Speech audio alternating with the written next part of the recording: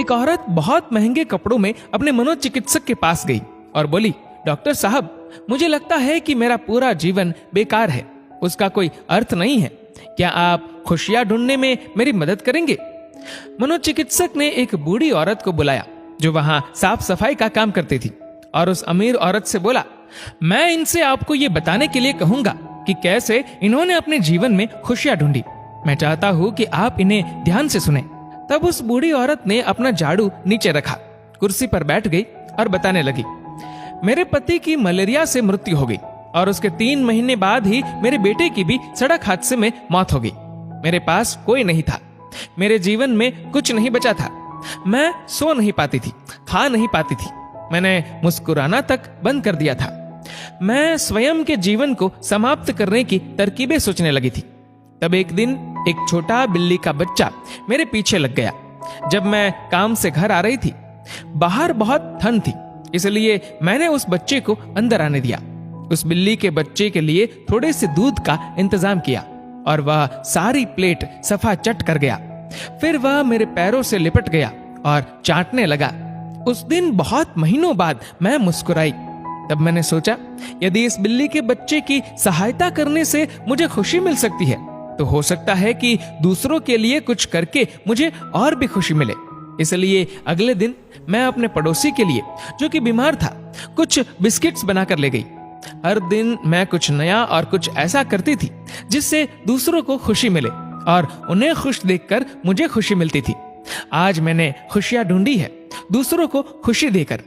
ये सुनकर वह अमीर औरत रोने लगी।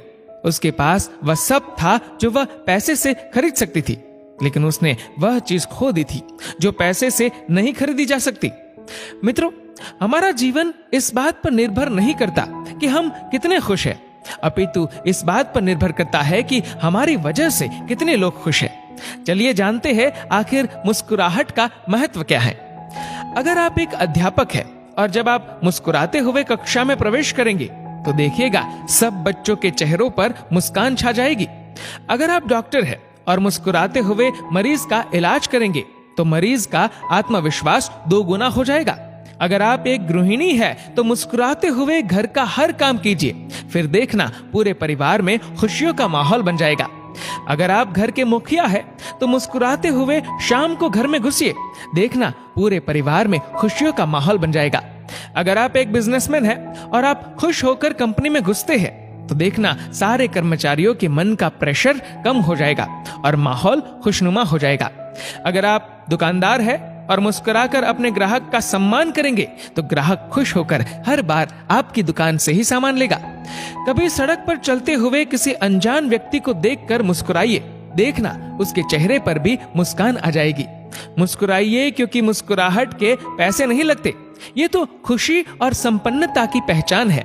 मुस्कुराइए क्योंकि आपकी मुस्कुराहट कई चेहरों पर मुस्कान लाएगी। मुस्कुराइए क्योंकि ये जीवन आपको दोबारा नहीं मिलेगा। मुस्कुराइए क्योंकि क्रोध में दिया गया आशीर्वाद भी बुरा लगता है और मुस्कुराकर कहे गए बुरे शब्द भी अच्छे लगते हैं। मुस्कुराइए क्योंकि दुनिया का हर व्यक्ति खिले फूलों और खिले चेहरों को पसंद करता है।